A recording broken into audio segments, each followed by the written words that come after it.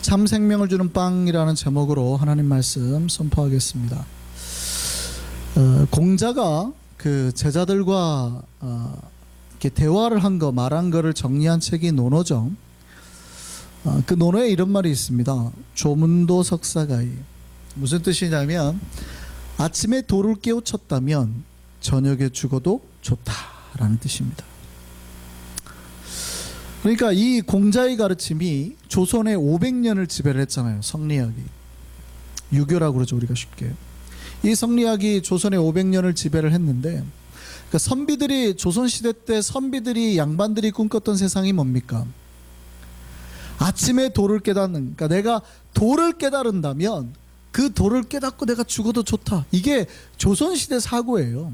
선비들의 사고. 그런데 그때 당시 옆나라 일본의 사고는 뭐예요? 필요 없죠. 뭐 그런 거, 뭐 글을 읽고 이런 거는 필요 없어요. 모두 다 칼을 만들잖아요. 어떻게든 쟤를 죽여서 제가 가진 땅을 뺏는 거예요. 근데 일본은 되게 무식했습니다. 그러니까 임진왜란이 일어났을 때 조선시대 귀족들은 뭐 하느냐? 그러니까 거기는 양반이라는 말을 모르니까 이제 토요토미 히데요시가 물었어요. 조선의 왕이랑 그 재상들은 도대체 뭐 하느냐? 그들은 시를 쓰고 이렇게 책을 읽습니다. 막 웃었잖아요. 웃어. 저 미친놈들. 무슨 빨리 땅을 차지해야지. 공격해야지.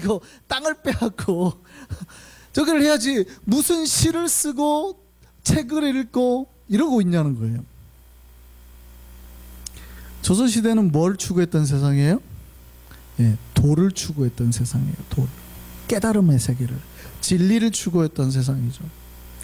근데 조선시대가 다 그러면 그런 세상이었냐? 그게 아니죠. 또 이런 것도 있어요. 우리나라 말 속담에 금강산도, 예, 어르신들은 다 아시죠. 금강산도 식후경이라는 말이 있어요. 금강산이 얼마나 아름다워요. 가보지는 못했습니다만 82,000 봉우리가 있다는 거 아니에요? 12,000 봉우리가 있다는 거 아니에요?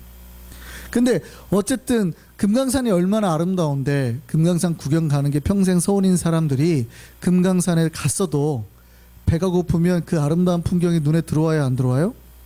안 들어온다는 거예요. 배가 고프면 아무리 멋진 것도 배고프면 아무 소용이 없다는 거예요. 사실은 이 두 가지, 내가 도를 깨달으면, 아침에 도를 깨달으면 밤에 죽어도 좋다라는 하나의 가르침과 멋진 것도 뭐고 다 필요 없다, 내가 배고프면 다 필요 없는 거다 라는 이 두 개의 가르침이 사실 조선시대에도 계속해서 한국에 내려오고 있었어요. 근데 이거는 한국에만 내려오고 있는 게 아니고 서양의 모든 철학의 근간이기도 합니다. 뭐냐면 그 플라톤으로 대비되는 철학이 뭐냐면 진리를 추구하며 살으라는 거예요.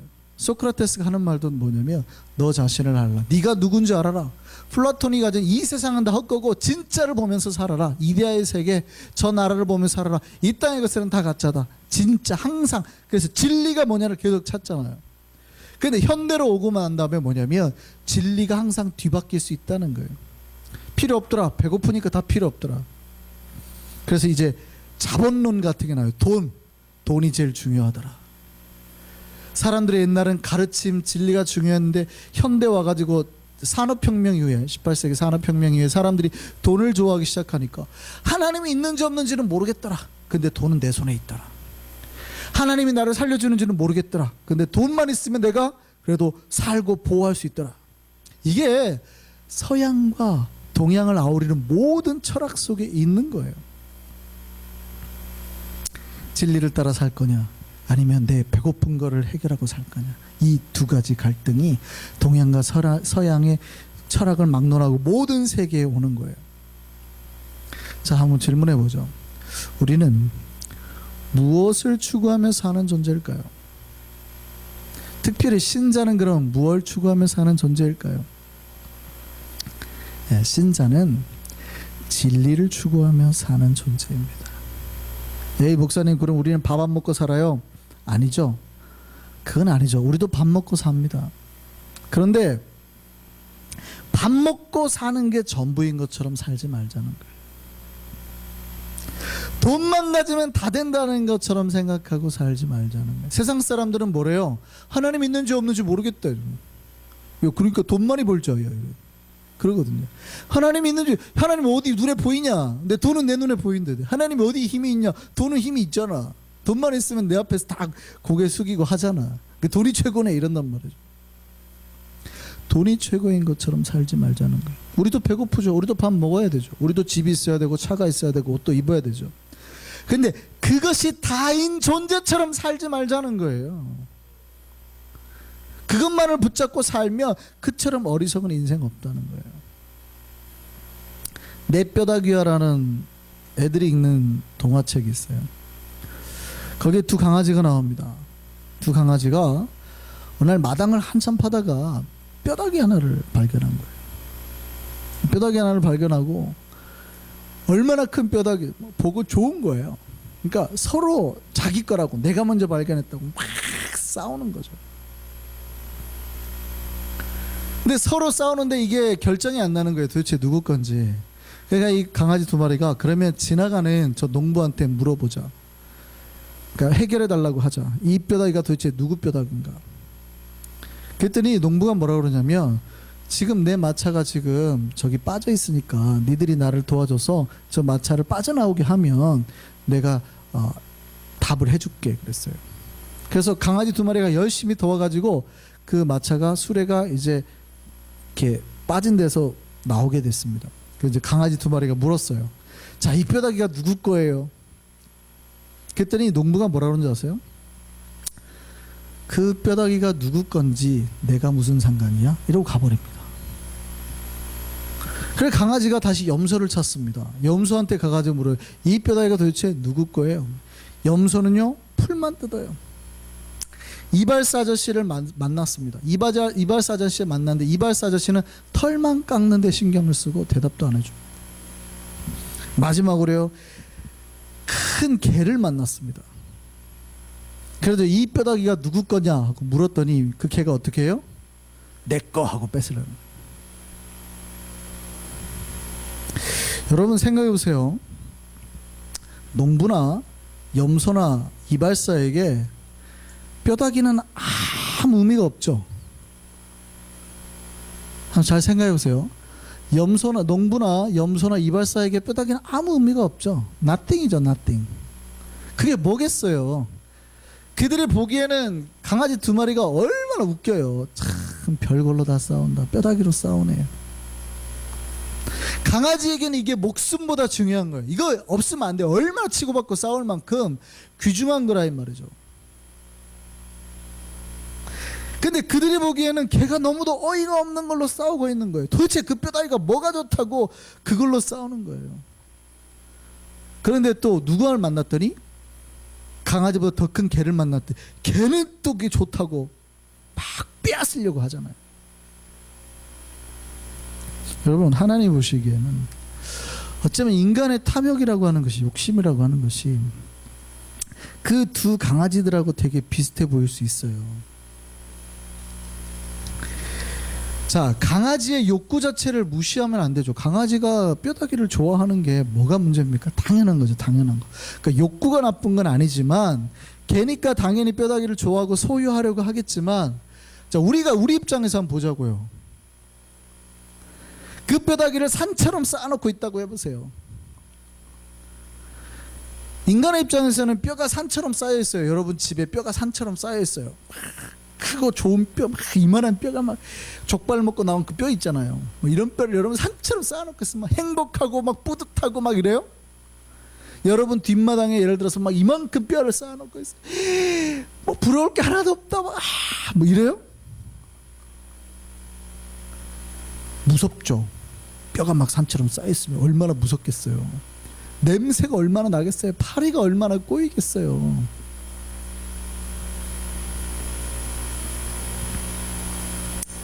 그런데 개의 입장에서는 거기가 천국이 될 수 있겠죠.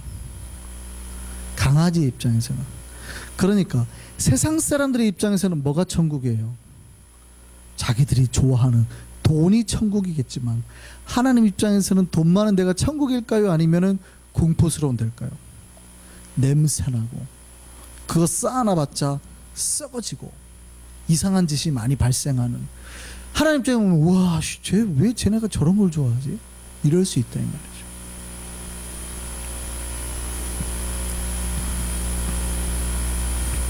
여러분, 인간의 욕망이 하나님 보시기에 그렇게 보일 수 있어요. 강아지에게 뼈다귀가 필요 없다는 얘기가 아닙니다. 인간도 그걸 알아요. 강아지에게 뼈다귀가 필요하다는 걸 알죠. 그러니까 주는 거예요. 그런데 강아지가 뼈다귀에 막 몰두를 해가지고 뼈를 이렇게 쌓아놓기 시작한다 그러면 뭐라고 해요? 집주인이 냄새나니까 치우자. 네 먹을 거 2개만 남겨놓고 다 치우자. 그래 버린단 말이에요. 근데 욕심 많은 강아지는 어떻게 해요? 안 된다. 절대 못 치운다. 이거 치우면은 나 주인님 물어버릴 거야. 이거 가져가면 주인님 나 콱 깨물어 버릴 거야. 하나님이 때로는 우리가 너무 과하게 쌓아놓고 있다 그러면 때로는 치우자 그럴 수 있거든요. 근데 우리는 뭐가 천국이라고 생각해요? 그거 많은 게 천국이라고. 그러니까 하나님 앞에 어떻게 해서든지 돈 많이 주십시오 이런단 말이에요. 하나님은 아니 좀 대충 좀 치우자. 이거 너무 냄새 많이 난다. 하나님이 우리의 필요를 모르는 게 아닙니다. 그런데 그렇게 너무나 많이 쌓아두면 어쩌면 그게 개 입장에서는 목숨만큼 중요한 걸 수 있지만 실제로는 그렇게 가치가 없는 것일 수 있어요. 신자는 뭘 찾는 사람이에요? 네. 진짜 보물이 뭔 자를 찾아 나서는 사람이에요. 진짜 내 생명을 살리는 것이 무엇인지를 찾아 나선 사람이고, 그리고 그 생명과 보물을 찾았다고 우리 각자 스스로가 고백한 사람들, 이 사람들 신자라고 그래요. 세상 사람들은 몰라요. 자기들이 소유하고 바라던 것이 보물이라고 생각하는 사람들인데 신자들은 다르다 이 말이에요. 신자들은 그게 보물이 아니고 더 진짜 보물이 있을 거라고 생각하고 찾아 나선 사람들이고 찾았다라고 고백한 사람들. 그러니까 신자들은 뭐가 보물이라고 생각하는 거예요? 하나님의 은혜가 보물이고 하나님이 나의 보물이라고 생각하는 거예요. 십자가가 나의 보물이라고 생각하는 거예요.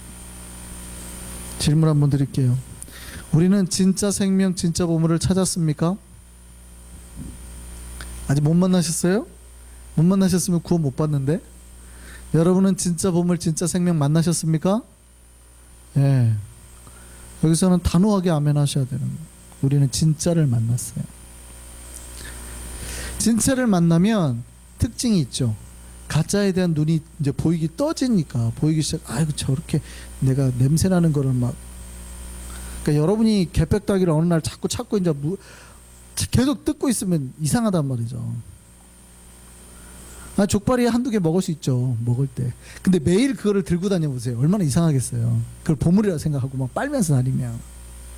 그런데 아이고 이게 아니구나라고 깨닫기 시작한 거죠. 예수님 옆에 많은 사람들이 있었습니다. 예수님 주변에 많은 사람들이 있었어요.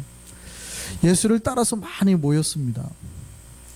그들이 예수를 왜 따라가 다녔을까요? 그들이 예수님께 왜 모였을까요? 예수님 앞에 나오긴 했지만 그들 마음속에는 진짜 보물을 찾겠다는 생각이 없었어요. 뭐냐면 예수 앞에 나오면 뼈다귀가 많아질 거야. 이거 생각했습니다. 요한복음 6장 26절 말씀 보시죠. 예수께서 대답하여 이르시되 내가 진실로 그러니까 내가 진짜로 너희한테 말하니까 잘 들어봐 이런 말이죠. 너희가 나를 찾는 것은 표적을 본 까닭이 아니에요. 그러니까 내가 하나님의 아들이라는 그 기적을 본 까닭이 아니고 떡을 먹고 배부른 까닭. 여기서 떡이란 말은 영어로 말하면 bread라고 해석이 됐지만 한국식으로 바꾸면 밥이라고 해석해도 되죠. 밥 먹고 배부른 까닭이다 이렇게. 이게 지금 이 사건이 언제 사건이냐면 요한복음 6장은 오병이어의 기적 다음에 나온 사건입니다. 그러니까 오늘 본문은 그 뒤 이야기거든요. 그러니까 오병이어의 기적을 맛본 사람들이 예수님을 따라 나섰어요. 그런데 예수님 앞에 나온 사람들을 보고 예수님이 별로 탐탁치 않게 생각한 거예요. 왜요? 너희가 나한테 온 이유는 진짜 내가 누군지 궁금해서 진리를 찾아서 나온 게 아니고 나를 따라 나오면 앞으로 배 골지 않을 것 같으니까, 내가 굶지 않아도 되고 예수님 옆에만 있으면 막 밥이 생길 것 같으니까 나한테 왔구나. 예수님 별로 좋아하지 않았다 이 말이죠. 제가 말씀을 드리는데 예수님을 따르면 밥을 굶지 않을 수 있습니다. 이건 진짜입니다. 예수님 옆에 있으면, 왜냐하면 예수님 옆에 나온 사람들이 예수님 먹이셨잖아요. 그러니까 예수님 옆에 있으면 밥을 굶지 않을 수 있어요. 그런데 그거를 신앙이라고 말할 수는 없는 거예요. 여러분, 교회에 오고 큰 교회로 가시는 분들 있잖아요. 장사하시는 분들 중에는 큰 교회로 가면, 왜냐하면 그래도 자기 교인 팔아주겠다고 하니까 장사가 잘 된단 말이에요. 그러니까 큰 교회로 몰리는 경향이 많아요. 그래서 교회 나갔어요. 그렇다고 해서 그들 안에 신앙이 있다고 말할 수 있어요, 없어요? 없어요. 제 장사하시는 분들, 뉴욕에서 장사하시는 분들 그런 말 봤습니다. 뭐하러 작은 교회 나가냐고. 이왕 나가실 거면 큰 교회 나가세요. 제가 전도하려고 옆에 있는데 그러시더라고. 옆에 사람이, 뭐하러 작은 교회 나가시냐고. 저기 큰 교회 있다고. 큰 교회 나갔어요. 이러시더라고요. 그냥 뭐예요? 큰 교회 나가면 뭔가 혜택을 본다라는 걸 아는 거예요. 그러니까 그렇게 말한 사람은 크리스찬이고, 그 불신자에게 그 얘기를 하는 거죠. 혜택을 본다라는 걸 아는 거예요. 왜냐면 아무래도 좀 더 팔아줄 거 아니냐고요. 자, 그렇게 예수님을 가까이 하고 나아가면 밥을 굶지 않을 수 있죠. 그리고 저도 하나님 앞을 가까이 하면, 예수님을 가까이 하면 어쨌든 간에 하나님께서 채워주시고 보호해 주신다고 생각을 합니다. 그건 당연한 역사예요. 기적을 통해서 예수님은 먹이시니까. 그런데 그것만을 바라보고 주님 옆에 있으면, 주님 따라다니면 그걸 신앙이라고 할 수 있어요, 없어요? 없다 이 말이에요. 예수님 옆에 사람들이 많이 몰렸어요. 예수님이 좋아했어요, 싫어했어요? 안 좋아했다니까.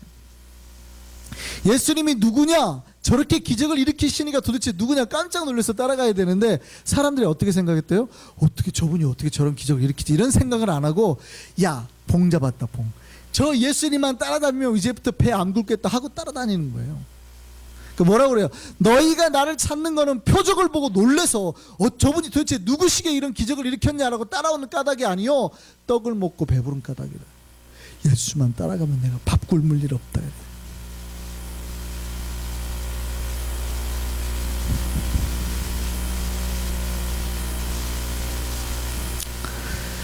여러분, 신앙이 뭐냐면 예수님 옆에 있어 얻어지는 것을 보는 게 아니라 거기서 한 발 더 나가야 돼요. 예수님 옆에 있으면 뭔가 얻어지는 게 있죠. 그거를 신앙이라고 말할 수는 없어요. 거기에서 한 발 더 나가서, 예수님은 자기를 따라오는 사람들이 싫었던 게 아니라 자기가 단지 이 땅의 양식을 채우는 존재로 남는 게 싫으신 거예요. 예수님은 그런 분이 아니거든요. 근데 예수님 옆에 있으면 물론 채워지긴 채워지는데, 예수님이 자기 밥 채워주는 사람, 복 채워주는 사람, 교회 나가면 자식 잘 되고, 교회 나가면 돈 많이 벌고, 교회 나가면 건강해지고, 그런 거 채워주는 존재로 남기 싫으신 거예요. 그러니까 그렇게 많이 모이면 뭐라고 그래요? 야야, 쟤네 싫다, 오지 마라 그래요. 왜요? 예수님 그래도 많이 오면 좋잖아요. 아니, 쟤네가 나한테 오는 이유는 내가 누군지 알려고 나온 게 아니라 먹고 배부른 이유야. 그러려고 나오는 거예요. 예수님은 그게 싫으셨던 거예요. 예수님은 이 땅의 떡이 맞습니다. 우리에게 배고픔을 채워주는 떡이 맞지만, 예수님께서 이 땅의 양식으로만 채우는 분이 아니라고 오늘 본문에 뭐라고 그러냐면, 자기는 하늘에서 내려온 떡이다. 하늘에서 내려온 떡이라는 말은 뭐냐면, 생명을 주는 참떡, 우리의 영혼을 살리는 그 떡이라는 거예요. 이 세상에 많은 밥이 있고 많은 떡이 있어요. 이게 우리의 배고픔을 채굴해 주지만 그게 진짜 떡은 아니에요. 영어에는 뭐라고 하냐면 참떡을 true bread라고 그랬거든요. 진짜 빵이 뭐냐? 뭐가 진짜 빵이냐?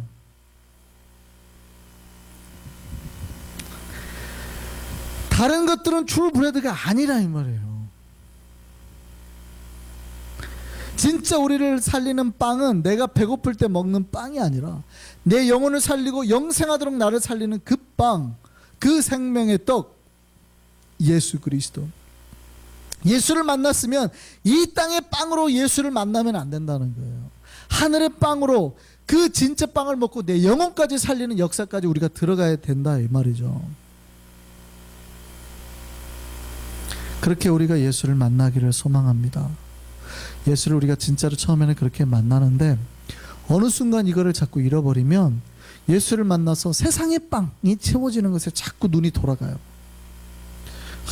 예수 믿었더니 어떻게 더 빵이 안 모인다? 그러면 어떻게 해요? 그러니까 더 빵을 많이 준다는 대로 자꾸 이제 눈이 돌아가는 거죠. 세상에 나가서 에이 예수 믿느니 돈 열심히 벌지 뭐 이렇게 돌아간단 말이에요. 진짜 빵이 뭔지, 내 생명을 살리는 빵이 진짜 뭔지를, 트루 브레드가 뭔지를 봐야 되는데 그걸 안 보고 자꾸 우리의 관심이 어디예요? 육체를 채우는 빵에 관심이 돌아가게 된다 이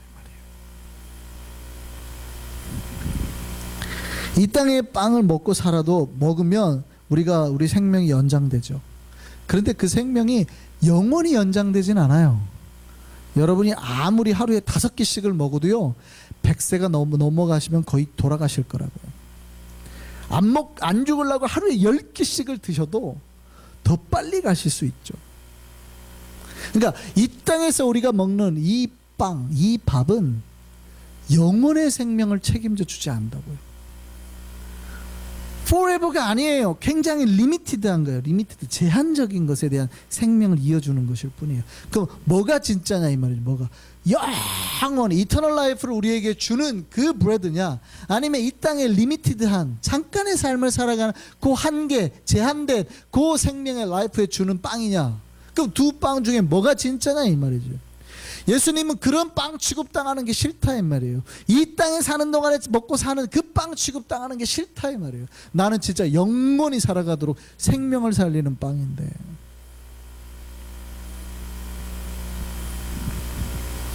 그래서 이 땅의 빵이 아니라 하늘로부터 내려오는 진짜 빵을 먹어야 된다 이 말이에요. 예수님이 진짜 빵, 생명의 떡임을 믿으시기 바랍니다. 그래서 예수를 먹고 마시는 자는 영원히 배고프지 않고 목마르지 않게 된다는 거예요. 그 빵이라는 게 뭐예요? 예수의 살과 피를 말하는 거죠. 예수의 이 살과 피를 먹은 진짜 예수님의 자녀라면 우리는 이미 영혼의 세계를 들어가는. 그러니까 이 빵의 세계가 있다면 비록 이 땅의 빵들이 때로는 우리에게 제대로 공급이 안 돼도 어떻게 해요? 영혼의 세계가 있음을 믿고 이 땅에 조금 부족해도 어떻게 해요? 감사와 만족을 누리며 살 수 있는 거예요. 근데 이 땅의 세계의 빵이 진짜라고 그랬을 때 내가 하루에 5끼를 먹어야 되는데 3끼밖에 못 먹었어요. 그럼 어떤 현상이 일어나요? 내가 공허해지는 거죠.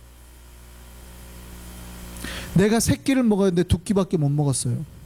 그러면 막 절망감이 오는 거죠. 죽을 것 같고, 왜 나만 2끼만 먹고 살아야 되나? 다른 사람은 5끼 먹고 사는데 이러다 나 죽는 거 아니야? 이런 불안감이 오는 거죠. 실제 죽지는 않겠지만 왜 나만 2끼 먹고 살아야 되지? 기분이 나빠지고, 쟤는 왜 3끼를 먹고 왜 나는 2끼만 먹어야 되지? 이 얘기는 이거죠. 저 사람은 돈이 이렇게 많은데 왜 나는 이거밖에 없지? 이런 얘기죠. 뭐 이런 거에 좌절감이 생기고 불안하고 나만 복 못 받고 사는 거 아니야? 뭐 이런 생각이 든단 말이죠. 근데 우리는 뭐예요? 진짜 영원한 세계에 이미 빵을 맛본 사람. 예수께서 채우시는 생명의 피와 살로 풍성하게 되고 그 영혼의 기쁨과 즐거움을 이미 맛본 사람이라는 얘기죠. 그 예수의 살과 피가 생명의 떡임을 믿으시기 바랍니다.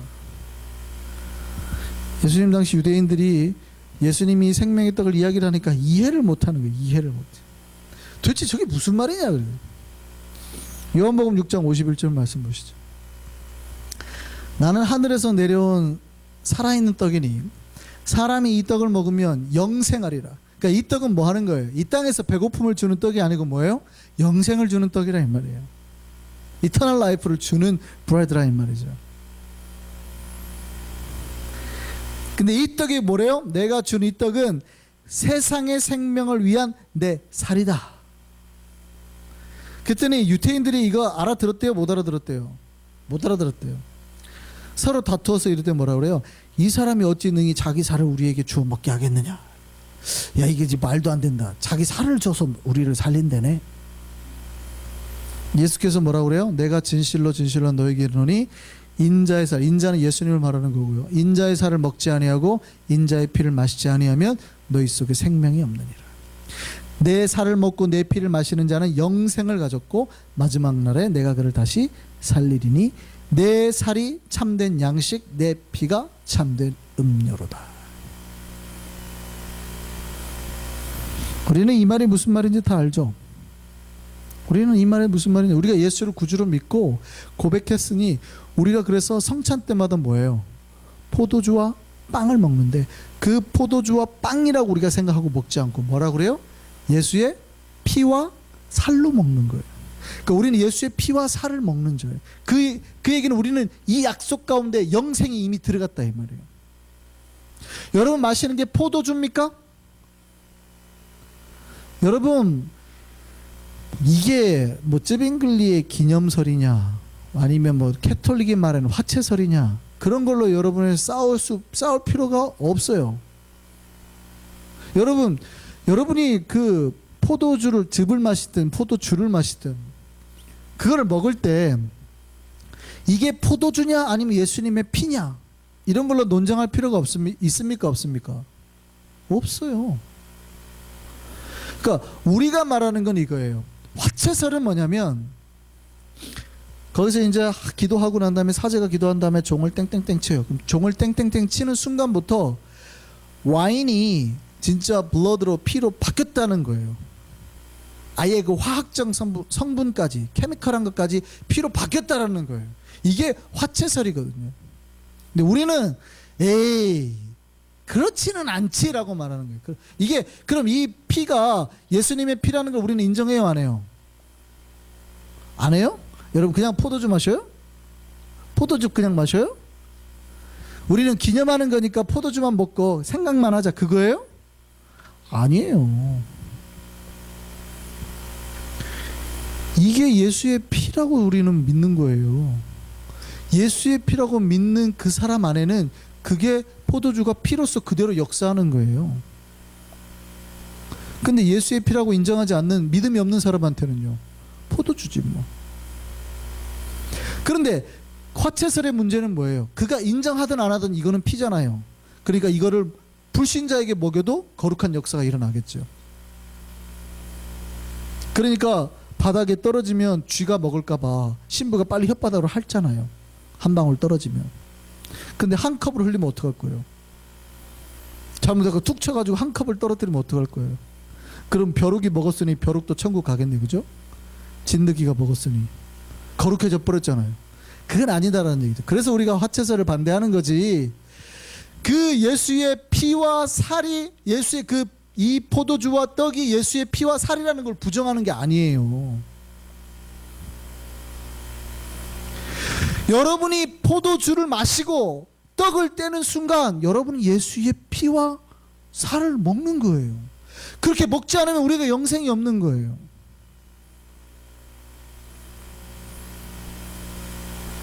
그렇게 먹었다면 우리는 이제 영생이 주어지는 거죠.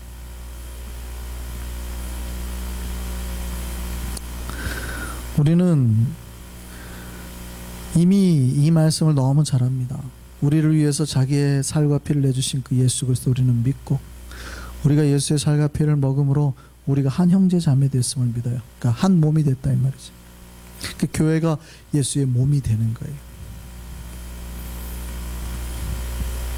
그런데 당시 예수님의 말씀을 들었던 많은 유대인들이 이거를 깨닫지 못했어요. 이거는 오늘날의 많은 불신자들 또 신자들 중에서도 이해하지 못하시는 분들 좀 있죠. 사실 우리가 예수의 살을 먹어서 내가 예수의 몸임을 증명해내야 돼요. 그런데 예수님이 이 말씀을 언제 하셨냐면 마치 하늘에서 만나가 내리는 것처럼 진짜 신령한 떡이 내린다 이렇게 말하거든요. 그러면 여러분 만나는 한 번 먹고 끝나는 거예요? 만나는 매일 먹는 거예요? 매일 먹는 거예요. 만나는 매일 먹는 거예요. 매일 나가서 그 만나를 내가 다 취해가지고 그 만나를 취해서 먹어야 되는, 똑같아요. 여러분이 예수의 영생에 들어가는 예수의 빵, 살과 피를 여러분이 처음 세례받았을 때 한 번 먹어요? 아니면 자주 먹어요? 자주 먹죠. 로만 캐톨릭은 매주 먹잖아요. 개신교는 너무 안 먹어서 1년에 한두 번 먹지만, 신학교에서는 가급적이면 한 달에 한 번은 성만찬을 하도록 권유를 합니다. 자주 하는 게 좋다. 매주 하면 더 좋아요, 사실은. 그러니까 매주 우리가 피와 살을 먹어서 예수의 몸된 백성임을, 우리가 영생에 들어갈 백성임을 끊임없이 깨달아야 돼요. 그런데 뿐만 아니라 우리가 이 예수의 피와 살이 됐다라는 것을 매일 만나를 먹듯이 묵상 가운데, 은혜 가운데 취할 수도 있죠. 그렇게 해야 우리의 생명이 이어지는 거예요. 예수를 먹지 않고 예수를 체험하지 않으면 생명이 끊어질 수 있다, 이 말이죠. 사람은, 우리 육체는 음식이 없는 상태에서 거의 3주면, 물과 음식을 먹지 않으면 거의 3주면 생명을 잃습니다. 그런데 많은 신자들이 3주가 뭐예요? 수년 동안을 교만한 속에 보내면서 말씀과 기도도 멀리하고 살아가는 신자들도 있죠. 매일 만나를 먹는 거는 당연하게 생각하는데 매일 주님의 피와 살을 먹어야 된다는 생각은 못하는 거예요. 신자는 무슨 생각해야 돼요? 예수의 살이 참된 양식이요, 예수의 피가 참된 음료임을 생각해야 돼요. 그걸 먹을 때 우리에게 영생이 주어지는 거죠. 오늘 본문에서 예수님은 세상의 떡과 하늘의 떡을 구분하고 있습니다. 여러분, 세상의 떡을 예수님 무시한 게 아니에요. 그렇기 때문에 주기도문에 보면 예수님이 일용할 양식을 달라라고 기도하라고 가르치시잖아요. 그런데 기억하셔야 될 게, 그게 전부가 아니라 이 말이죠. 분명히 일용할 양식이 우리에게 필요하다는 건 예수님도 알아요. 그런데 그게 전부가 아니다. 예수를 먹어야 된다는 거예요. 예수를 먹어야 된다는 거예요. 예수를 먹을 때 그 떡을 먹는 자마다 다시 배고프지 않은 거예요. 자, 여기서 질문 한번 드려보죠. 우리는 지금 배고프지 않고 목마르지 않습니까? 다른 진리의 필요를 못 느끼고 우리는 확실히 천국에 들어갈 거라는 믿음이 있습니까? 그러셔야 되는 거예요. 예수를 먹은 사람의 내면에는 바로 그 생명의 떡의 역사가 일어나는 거거든요. 밥을 먹으면 춥다가도 춥지 않고 또 힘이 나서 움직일 수 있듯이, 매일 예수의 떡을 먹은 사람은 신자의 삶에서 힘이 나는 거예요. 능력이 나는 거예요. 세상을 살아갈 힘과 능력이 생기는 거예요. 근데 그거 먹지 않으면요, 세상에서 쉽게 좌절하고 절망하고 공포에 막 덜덜덜 떨게 되고, 이러다가 나 망하는 거 아닌가 불안하게 되고. 생명의 떡을 날마다 먹을 수 있는 저와 여러분 되기를 바랍니다. 참된 떡을 먹어서 영혼도 살고 우리 범사에 하나님의 복과 은혜가 넘쳐나는 우리가 되기를 바랍니다. 기도하겠습니다.